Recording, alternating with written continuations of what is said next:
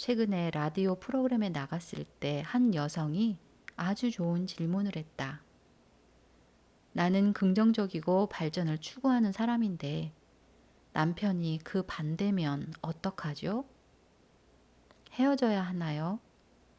남편을 변화시키려고 노력해야 하나요? 그걸 어떻게 하죠?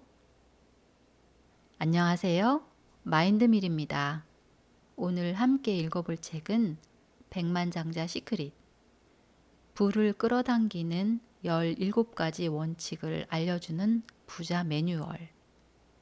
하부에커 지음, 나선숙 옮김. 부자가 되고 싶은가?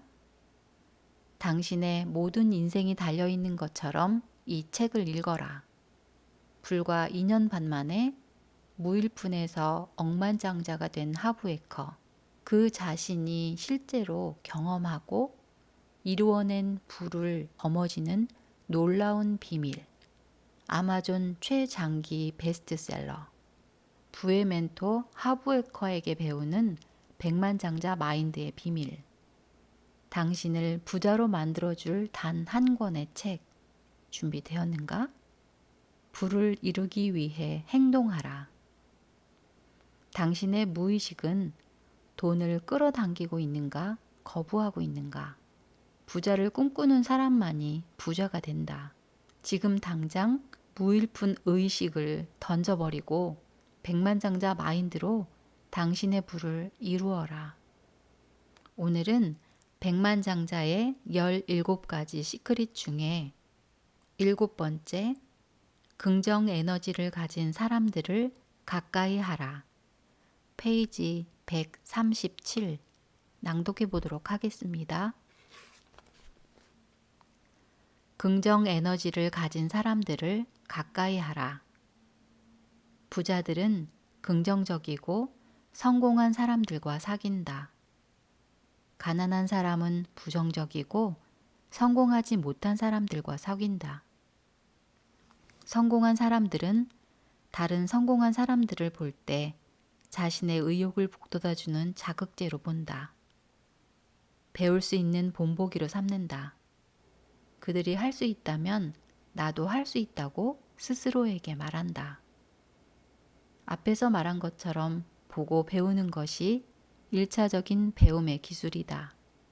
부자는 자기보다 먼저 성공한 사람들에게 감사한다. 그들이 만들어 놓은 성공 청사진으로 더 수월하게 성공의 길을 밟을 수 있기 때문이다. 이미 발명된 바퀴를 다시 발명할 필요가 있을까? 이미 다른 사람들에 의해 증명된 효과적인 성공 방법이 있지 않은가? 부자가 되기에 제일 쉽고 빠른 방법은 머니게임의 탁월한 부자들이 실제 게임하는 방식을 배우는 것이다. 간단하다. 그들의 내적인 전략과 외적인 전략을 보고 배우면 된다. 상식적인 일이다. 성공한 부자들과 같은 방식으로 생각하고 같은 방식으로 행동하면 같은 결과를 얻을 가능성이 높다. 나도 그렇게 했고 이 책에서 말하는 내용도 그것이다. 부자와 달리 가난한 사람들은 다른 사람이 잘된 이야기를 들으면 그들의 흠을 잡거나 비판하거나 조롱하거나 어떻게든 자기 수준으로 끌어내리려고 한다. 이런 사람들을 보지 않았는가? 그런 사람들을 알고 있지 않은가? 문제는 당신이 하찮게 치부하는 사람에게서 얼마나 감화받고 배울 수 있겠냐는 것이다. 나는 대단한 재력가와 마주칠 때마다 다시 만날 기회를 만들려고 노력한다. 그들과 이야기하고 싶고 그들의 사고방식을 배우고 싶고 그들의 인맥을 빌리고 싶다. 다른 공통점이 있다면 친구가 될 수도 있다. 부자와 친구가 되려는 내가 잘못되었다고 생각하는가? 그럼 무일푼 친구들을 고르는 게 낫겠는가? 내 생각은 다르다. 전에 말했듯이 에너지는 전염되는 성질을 지니고 있다. 난 기운 없는 에너지에 전염되고 싶은 마음이 추워도 없다. 최근에 라디오 프로그램에 나갔을 때 한 여성이 아주 좋은 질문을 했다. 나는 긍정적이고 발전을 추구하는 사람인데 남편이 그 반대면 어떡하죠? 헤어져야 하나요? 남편을 변화시키려고 노력해야 하나요? 그걸 어떻게 하죠? 나는 이런 질문을 일주일에 적어도 100번쯤 듣는다. 거의 모든 사람이 이 비슷한 질문을 한다. 나랑 제일 가까운 사람이 안 도와주고 망치기만 하면 어떡하나요? 내 대답은 이렇다. 첫째, 부정적인 사람을 변화시키려 애쓸 필요 없고 세미나에 데려오려고 하지도 말라. 그것은 당신이 할 일이 아니다. 당신은 자신과 자신의 삶이 더 나아질 수 있게 배운 지식을 활용하면 된다. 그들에게 보여주어라. 성공하라. 행복해져라. 그럼 어쩌면 그들이 문제를 깨닫고 따라하고 싶어질지 모른다. 다시 말하지만 에너지는 전염성이다. 빛이 강해지면 어둠은 약해진다. 사실은 환한 빛 가운데서 어둠 속에 남아 있으려고 발버둥 치기가 더 힘든 법이다. 당신이 잘 되면 된다. 그들이 우물쭈물 비교를 물어오거든 그때 그들에게 말해 주어라. 둘째, 차분하고 평화롭고 집중하는 상태에서 당신이 원하는 것을 분명히 하라. 모든 일이 일어나는 데는 이유가 있고 그 모든 것은 나에게 도움이 된다. 그렇다. 부정적인 사람이나 환경이 허다한 가운데 긍정적인 자세를 고수하기란 쉬운 일이 아니다. 하지만 나를 시험에 들지 말게 하옵소서. 불에 달궈야 쇠가 더 단단해지는 것처럼 의심과 비난이 가득한 사람들 사이에서 당신의 신념을 지킬 수 있다면 훨씬 강하고 빠르게 성장할 것이다. 스스로 부여하는 의미 이외에는 아무 의미가 없다. 제1부에서 우리가 부모의 행동을 어떻게 판단하느냐에 따라 반대의 길을 걷거나 똑같은 길을 걷게 된다고 이야기했다. 지금부터는 다른 사람의 부정적인 특징을 저렇게 되지 말자는 각성제로 활용하는 훈련에 돌입하라. 그들이 부정적인 성향을 드러낼수록 그런 방식이 얼마나 한심한가에 대한 각성제가 많아지는 셈이다. 드러내서 말하라는 게 아니다. 그들을 비난하지 말고 당신이 다르게 행동하라. 그들의 모습과 행동에 판단의 잣대를 들이대고 비판하고 깎아내리면 당신도 그들과 다를 게 없다. 에너지는 전염성이다. 전염을 시키거나 그렇지 않으면 전염된다. 당신이 전염되거나 당신이 전염을 시킨다. 그 반대도 마찬가지다. 한 가지 물어보자. 홍역에 걸린 사람을 끌어안겠는가? 대부분은 나까지 홍역에 걸리면 안 되니까 싫다고 말할 것이다. 부정적인 생각은 정신적인 홍역과 같다. 가려움 대신에 불평이 생기고 긁는 대신에 상처가 생기고 화나는 대신에 절망이 찾아온다. 정말로 그런 사람 옆에 있고 싶은가? 유유상종이라 끼리끼리 모인다고 했다. 사람들의 소득은 대체로 친한 친구들이 버는 평균 소득의 20% 안팎이라는 걸 아는가? 그래서 함께 어울리는 사람과 함께 시간을 보내는 사람을 신중하게 골라야 하는 것이다. 부자들은 단순히 골프만 치러 컨트리 클럽에 가는 게 아니다. 다른 성공한 부자들을 만나러 간다. 무엇을 아느냐가 아니라 누구를 아느냐가 관건이다. 나로 말할 것 같으면 주로 은행을 찾는다. 간단히 말해서 독수리와 같이 날고 싶으면 오리들과 헤엄치지 말라. 나는 언제나 성공한 사람, 긍정적인 사람과 어울린다. 부정적인 사람들과는 어울리지 않는다. 유독한 상황에서 빠져나와야 하는 것도 물론이다. 해로운 에너지에 감염될 필요가 없지 않은가. 이런 부정적인 에너지는 말다툼, 소문 떠들기, 험담하기 같은 것들이 포함된다. 기분 전환 차원이 아니라 유일한 오락수단으로 멍하니 텔레비전만 보게 될 것이다. 내가 텔레비전을 켤 때는 흔히 스포츠를 보기 위해서다.